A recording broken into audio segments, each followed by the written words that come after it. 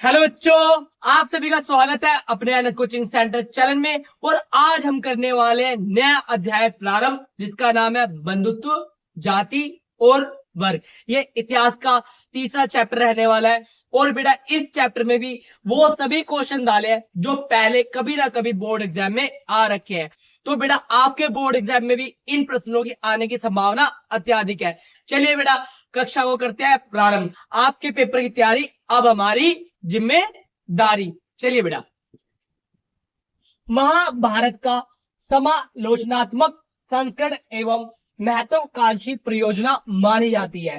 स्पष्ट करो बेटा, जो एग्जामिनर है, जो पेपर बनाने वाला है, वो क्या है बेटा, और ये महाभारत से एक क्वेश्चन क्या है वो जरूर डालता है कि महाभारत को गतिशील ग्रंथ क्यों कहते हैं। और बेटा महाभारत के बारे में आप विस्तार पूर्वक जानना चाहते हैं तो सभी बच्चे कमेंट में कमेंट कर दीजिएगा और महाभारत के बारे में डिटेल में पढ़ा दिया जाएगा। इतना जान लो बेटा, महाभारत दो गुटों के बीच में लड़ा गया था, कौरवों और पांडवों के बीच में युद्ध लड़ा गया था। ठीक है बेटा। बेटा महाभारत का समालोचनात्मक संस्करण एवं महत्वाकांक्षी परियोजना मानी जाती है। स्पष्ट कीजिए परियोजना की शुरुआत। बेटा जो परियोजना की शुरुआत है, जो बेटा परियोजना की शुरुआत है कब हुई थी बेटा, 1919 में की गई थी। प्रसिद्ध विद्वान वी एस सुखथांकर ने की थी। किसने की थी बेटा? ये अर्थशास्त्री थे, इतिहासकार थे, जिनका नाम था वी एस सुखथांकर। इन्होंने क्या है बेटा, इसको प्रारंभ किया था अपने नेतृत्व में। महाभारत की परियोजना की शुरुआत की थी किसने बेटा? V S सुखथांकर।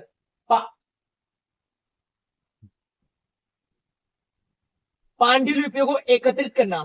आरंभ में देश के विभिन्न भागों से विभिन्न लिपियों में लिखी गई महाभारत की संस्कृत पांडुलिपियों को एकत्रित किया गया।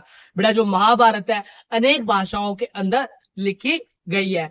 और बेटा संस्कृत की जितनी प्रतिलिपियां थी उनको क्या किया गया, एकत्रित किया गया। और इसको क्या है बेटा, विस्तृत रूप से क्या है, एक पुस्तक के रूप में ढालने का प्रयास किया गया था। श्लोकों का चयन। सभी एकत्रित की गई पांडुलिपियों में से श्लोकों की तुलना की गई। वह उनके प्रकाशन प्रकाशन के लिए 1300 पृष्ठों में किया गया। बेटा जो महाभारत का प्रकाशन है बेटा, कितने पृष्ठों में किया गया था? 1300 पृष्ठों में, 13,000 पृष्ठ में किया गया था। कितने पृष्ठों में किया गया था बेटा? 13,000 पृष्ठ में किया गया था। कितने पृष्ठ में किया गया था बेटा? 13,000 पृष्ठों में किया गया था। समय बेटा इसका संस्करण करने में कितना समय लगा? महाभारत का परियोजना कार्य 47 वर्षों में पूर्ण किया गया। जो बेटा महाभारत का परियोजना कार्य है बेटा, कितने वर्षों में पूर्ण किया गया था? 47 वर्ष लग गए थे इसका संस्करण करने में। उद्देश्य, परियोजना का उद्देश्य महाभारत की विभिन्न जगहों से प्राप्त विभिन्न पांडुलिपियों को इकट्ठा करके एक किताब का रूप देना था। बेटा 47 वर्ष लग गए थे पुस्तक को संकलित करने में। और बाद में इसका नाम रखा गया था महाभारत। और बेटा महाभारत का पुराना नाम क्या था बेटा? जय संहिता। क्या नाम था बेटा? जय संहिता। और बेटा महाभारत के अंदर पांडवों का नेतृत्व कौन कर रहे थे, कौरवों का नेतृत्व कौन कर रहे थे? आप सभी कमेंट में बताइए।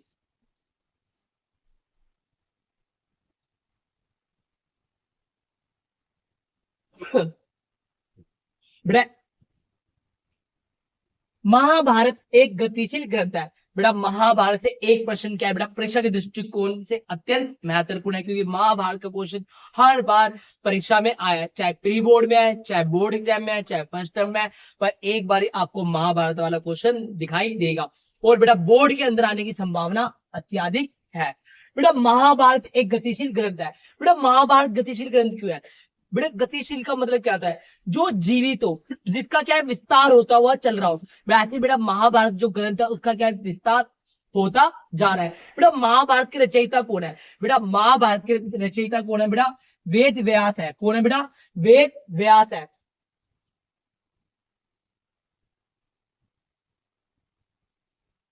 वेद व्यास है। अब बेटा मौखिक रचनाकार बोले तो कौन है बेटा? भाट सारथी है। कौन है बेटा? भाट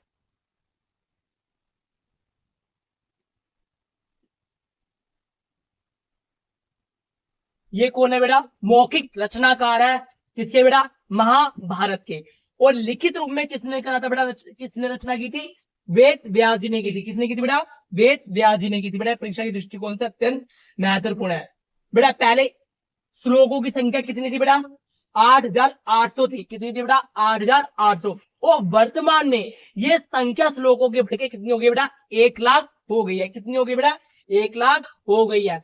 महाभारत का संस्करण 1919 में बेटा, अभी इससे पहले बढ़ाया गया है कि महाभारत का संस्करण करने में कितना समय लगा?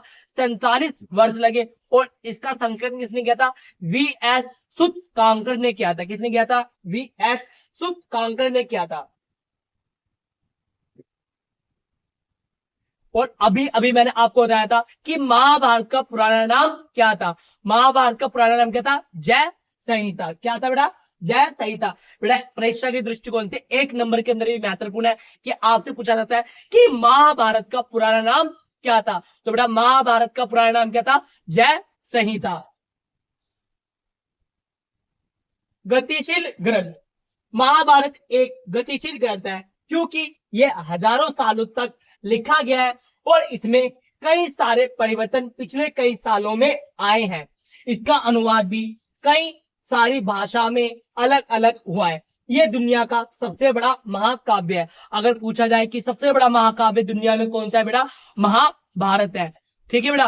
और आप सभी चाहते हैं कि आपको पीडीएफ फॉर्म में नोट्स प्रोवाइड करा दिया जाए, तो डिस्क्रिप्शन में आपको नंबर दिया गया, आप कांटेक्ट कर सकते हैं और आपको पीडीएफ फॉर्म में नोट्स प्रोवाइड करवा देंगे। और अगर आप चाहते हो बेटा आपको हार्ड कॉपी मिली जाए, तो हार्ड कॉपी भी आपको भेज दी जाएगी। बस आपको करना क्या है बेटा? आपको सिर्फ और सिर्फ चैनल को सब्सक्राइब करना है और अपने दोस्तों तक ये वीडियो शेयर कर देनी है और कमेंट करना है। कमेंट क्या करना है बेटा?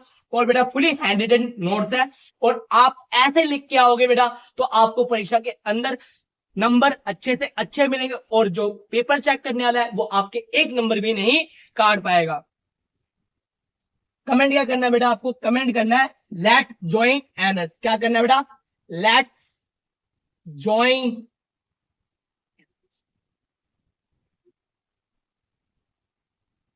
एनएस। क्या बोल रहे बेटा? Let's join NS. बस इतना सा काम। आप डिस्क्रिप्शन से नंबर उठाइए और नंबर डिस्क्रिप्शन में नहीं मिल रहा आपको तो 8826972783 ये क्या बेटा? अपना नंबर है। आप इस नंबर पे क्या है कांटेक्ट कर सकते हो नोट्स पाने के लिए। आप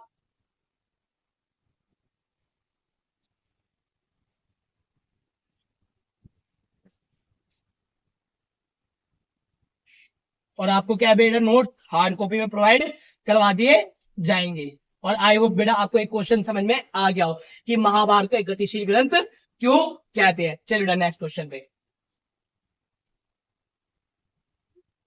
पितृवंशिकता का क्या अर्थ है बेटा? पितृवंशिकता बेटा वो समाज जहां पर क्या है बेटा? पितृ सत्तात्मक हो, मतलब पिता का नाम चलता हो, पिता की सत्ता चलती हो, मतलब पुरुष प्रधान समाज को क्या कहते हैं बेटा? पितृ सत्तात्मक वंश कहते हैं। बेटा पितृ वांशिकता वह वंश परंपरा है जो पिता के पुत्र फिर पौत्र प्रपोत्र आदि से चलती रही है।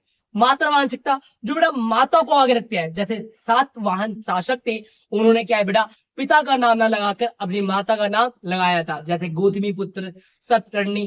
तो बेटा ये क्या थे बेटा? जो सातवाहन शासक थे ये पिता का नाम नहीं बल्कि अपितु माता का नाम लगाना उचित समझते थे।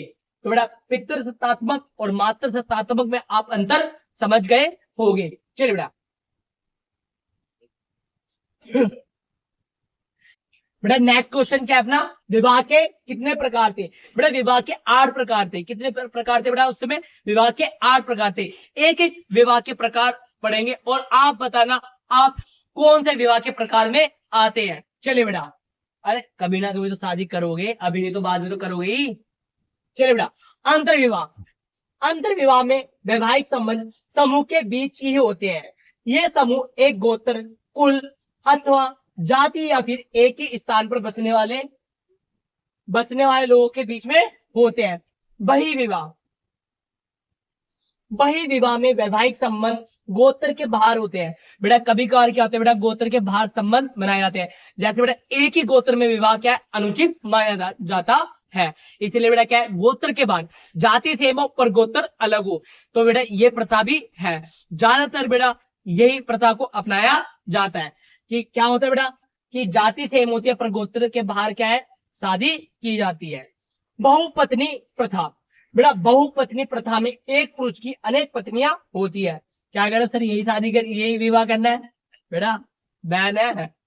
बहुपत्नी प्रथा मतलब एक पति की क्या है बेटा, बहुत सारी पत्नियां होती हैं। बहुपति प्रथा, बहुपति प्रथा में एक स्त्री के अनेक पति होते हैं। जैसे बेटा महाभारत में क्या है बेटा, द्रौपदी जी थी, ठीक है, उनके 5 पति थे जिन्हें पंच पांडव या 5 पांडव कहा जाता था। चलो नेक्स्ट क्वेश्चन पे, आजीविका से संबंधित 4 वर्णों के लिए व्यवसाय के कार्य बताइए। बेटा ब्राह्मणों ने क्या है बेटा, समाज संचालन के लिए क्या है बेटा, वर्ण व्यवस्था बनाई थी कि समाज के सभी कार्य सु तरीके से, अच्छी तरीके से समाज का क्या हो सके, संचालन हो सके।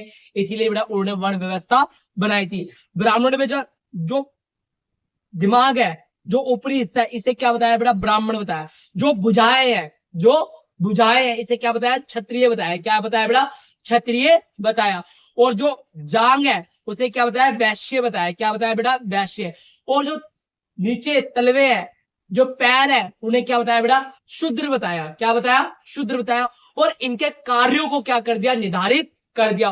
और ये कहा गया कि बेटा ये देवीय व्यवस्था है। ये कैसी व्यवस्था है बेटा, देवीय व्यवस्था है। हमने नहीं बल्कि देवताओं की देन है, देवताओं ने बनाई है। और इसे जन्म आधारित कर दिया ताकि बेटा समाज के सभी वर्ग के लोग इसको मानेंगे।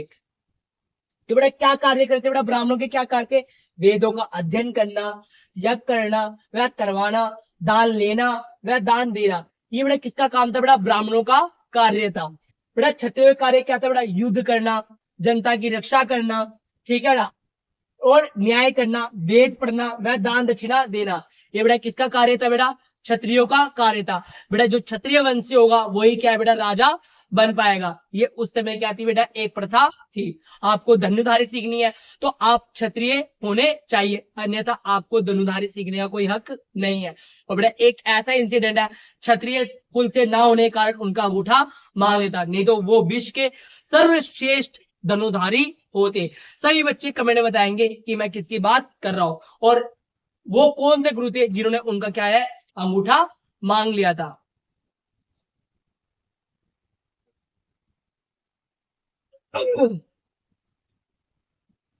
वैश्य के कार्य बेटा, वेद पढ़ना व दान दक्षिणा देना, कृषि व व्यवसाय करना। बेटा इनका मेन कार्य क्या था बेटा, व्यवसाय करना और गो पालन करना। बेटा किसका काम था, वैश्यों का कार्य था। शूद्रों के कार्य बेटा, अन्य 3 वर्णों की सेवा करना। जो अन्य 3 वर्ण है उनकी क्या करना बेटा, सेवा करना। ये किसका काम था बेटा, शूद्रों का कार्य था। इन नियमों का पालन करवाने के लिए ब्राह्मणों ने 2-3 नीतियां अपनाई थी। बेटा कौन सी नीतियां अपनाई थी, वर्ण व्यवस्था ईश्वरीय की देन है। वर्ण व्यवस्था क्या है बेटा, ईश्वरीय देन है। जैसे मैं आपको पहले बता चुका हूं, शासकों को प्रेरित करने के लिए वर्ण व्यवस्था लागू की गई। बेटा शासकों को क्या किया गया, प्रेरित किया गया कि आप अपने साम्राज्य में इस नीति को क्या करें, लागू करें। जनता को यकीन दिलाना कि उनकी प्रतिष्ठा जन्म पर आधारित है। बेटा जन्म आधारित कर दिया गया कि भगवान ने आपको इसी कार्य के लिए भेजा है, ये कार्य आप ही के लिए बना है। तो बेटा ब्राह्मणों ने क्या बेटा, जन्म आधारित व्यवस्था कर दी थी। मनुस्मृति के अनुसार समाज में चंडालों की स्थिति कैसी थी, चंडाल किसे कहते हैं तथा वह अपना जीवन कैसे व्यतीत करते। बेटा पवित्रता के विपरीत कुछ कार्यों को, जैसे शवों को उठाना व मृत पशुओं को उठाना आदि को दूषित माना जाता था। ऐसे कार्य करने वाले लोगों को चंडाल कहा जाता था। बेटा समाज के अंदर ऐसा एक वर्ग था जो क्या है बेटा, समाज से परे रहता था, जिनका कार्य क्या है बेटा, मृत शवों को अंतिम संस्कार करना, दाह संस्कार करना, और बेटा जो पशु पक्षी मर गए हैं उनको क्या है बेटा, उनका भी दाह संस्कार करना। ये कार्य बेटा किसका था बेटा, चंडालों का था। और बेटा चंडालों को बेटा अलग दृष्टि से देखा जाता और इन्हें बिल्कुल वर्ण व्यवस्था से बाहर रखा गया था। तो इनके क्या क्या कार्य थे, इनकी स्थिति कैसी थी बेटा उस समय, कैसा उनके साथ व्यवहार होता था, चलिए बेटा पढ़ते हैं। चंडालों को वर्ण व्यवस्था वाले समाज में सबसे नीचे कोटि में रखा जाता। बेटा सबसे नीचे कोटि में वर्ण व्यवस्था में किसी को रखा गया था, शूद्रों से भी नीचे। तो बेटा कौन थे, चंडाल। बेटा चंडालों को गांव से बाहर रहना पड़ता था। बेटा चंडालों को गांव के अंदर बसने की अनुमति नहीं थी। चंडालों को फेंके हुए बर्तनों का प्रयोग करना पड़ता था। बेटा चंडालों को क्या है, फेंके हुए बर्तन या जो मृत व्यक्ति के साथ जो भी चीजें दफनाई जाती थी वो उन्हीं का ही प्रयोग करते थे। ठीक है बेटा, चंडालों को मृत के आभूषण व कपड़े पहनते थे। जो बेटा चंडाल थे, जो मृत लोग होते थे, उनके कपड़े या उनके जरूरत की जो सामग्री शमशान घाट में आती थी वो उसी चीजों का क्या करते थे बेटा, प्रयोग करते थे। चंडालों को सोनों व चांदी के आभूषण पहनना वर्जित था। वह लोहे के आभूषण पहनते थे। बेटा उन्हें सोने और चांदी के आभूषण पहनने का अधिकार नहीं था। वो बेटा लोहे के आभूषण ही पहन सकते थे। ठीक है बेटा, चंडालों को गांव व नगरों में रात के समय प्रवेश करने की अनुमति नहीं थी। बेटा मतलब क्या है, दिन के समय क्या है बेटा, यहाँ पे दिन कर लेना बेटा, रात नहीं है बेटा, यहाँ पे दिन कर लेना। ठीक है बेटा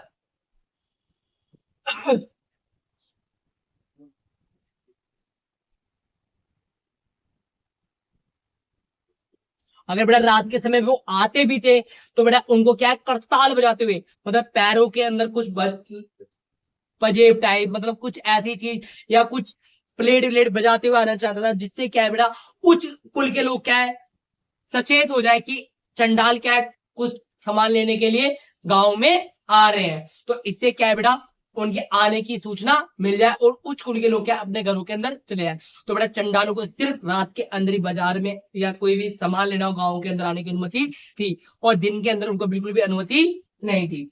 चंडालों के कार्य व कर्तव्यों की एक लंबी सूची मनुस्मृति में मिलती है। बेटा चंडालों के बारे में जानकारी बेटा किसमें मिलती है, मनुस्मृति में मिलती है। ये बेटा एक ग्रंथ है।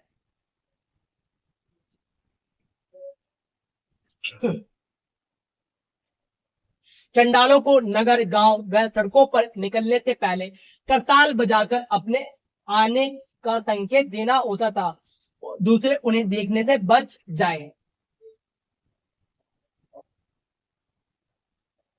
मनु, वो क्वेश्चन बेटा कंप्लीट हो गया। अगर आपको क्वेश्चन समझ में नहीं आया तो आप पूछ सकते हैं। मनुस्मृति के अनुसार संपत्ति पर स्त्री वह पुरुष के विभिन्न अधिकार किस तरह थे। बेटा मनुस्मृति में संपत्ति के बारे में क्या बताया गया, चलिए। पिता की मृत्यु के बाद उनकी संपत्ति पुत्रों में बांट दी जाती थी। जो भी बेटा संपत्ति होती थी पिता की, वो क्या बेटा पुत्रों के बीच में बांट दी जाती थी। ज्येष्ठ बेटे को विशेष हिस्सा दिया था। जो भी घर का बड़ा बेटा होता था बेटा, उसको संपत्ति का एक विशेष हिस्सा मिलता था। पिता की संपत्ति में स्त्री हिस्सेदारी की मांग नहीं कर सकती थी। बेटा मनुस्मृति के अनुसार जो स्त्रियां हैं उनका पिता की संपत्ति पर कोई भी अधिकार नहीं था। विवाह के दौरान मिले उपहार पर स्त्री का अधिकार होता था, उस पर पति का कोई अधिकार नहीं होता था। जो बेटा दहेज मिलता था, जो विवाह के समय स्त्री को उपहार मिले, उसमें एकमात्र अधिकार स्त्री का होता था, अन्य पति का अधिकार नहीं होता था।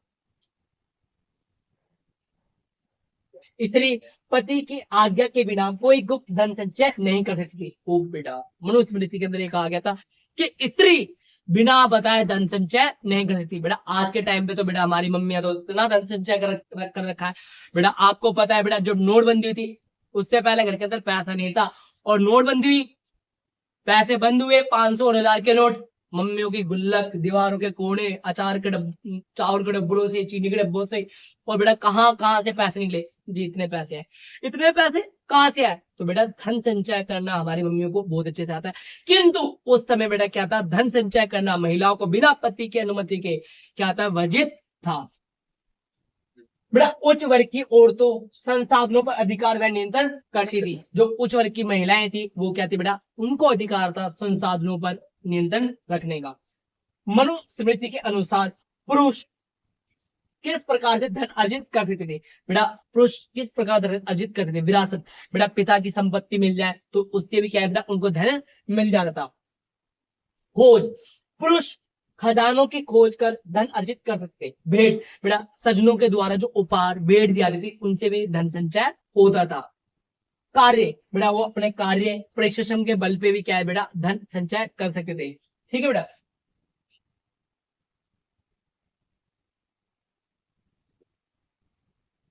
मनुस्मृति के अनुसार स्त्री किस प्रकार से धन अर्जित कर सकती थी?